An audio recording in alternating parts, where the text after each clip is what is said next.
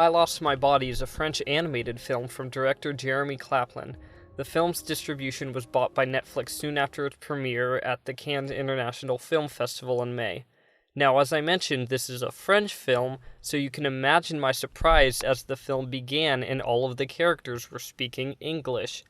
Apparently, Netflix doesn't trust American audiences to watch movies in a language other than English, so the film automatically plays with English dubbing, which is completely ridiculous.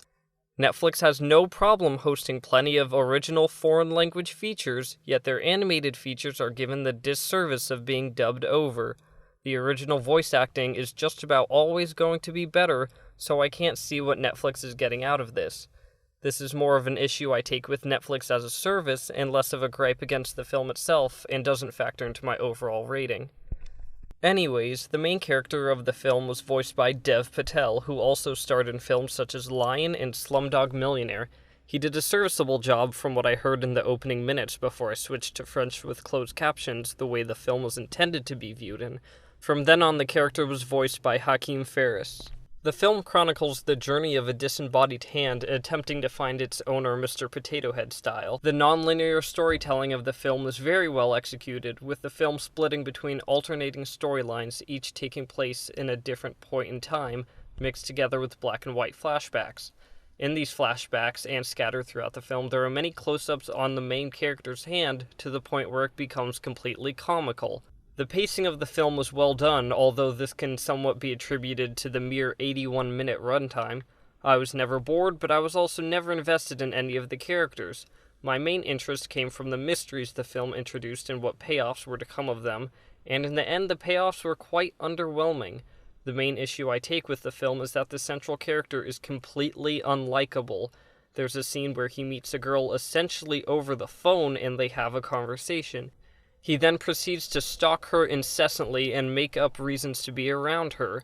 He follows her to her job and her house and lies about who he is, taking up a job just to be around her.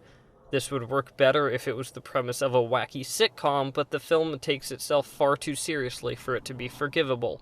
The only reason we have to empathize with this character is that his parents are dead, but this is still far from justification for his off-putting behavior.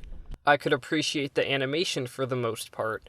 There was one scene I took issue with where an older character is working and the frame rate appeared distractingly low. At first I thought this was done on purpose to illustrate the older character's slower movements compared to other characters, as was done in Into the Spider-Verse. However, as the other characters entered the scene, it became apparent this was not the case, and the animation began to feel like a well-illustrated storyboard. Thankfully, this was only the case for that one scene, but it did serve to take me out of the film. One of the more impressive feats in the film is the sound design. Everything feels like it has weight and is tangible, which is an impressive feat for an animated feature. As it turns out, Netflix is releasing this film in theaters in some countries. It should be out in the US and the UK by the time you're watching this, and although the film is an audio and visual feat, I can't exactly recommend watching this in theaters. I wouldn't call this film bad, but I wouldn't also call it good either. The animation and sound design are all at the service of a rather poor script, and the end result is somewhat underwhelming. Check it out if you want. There are certainly worse ways to spend 81 minutes, but I'm giving this one a 5 out of 10.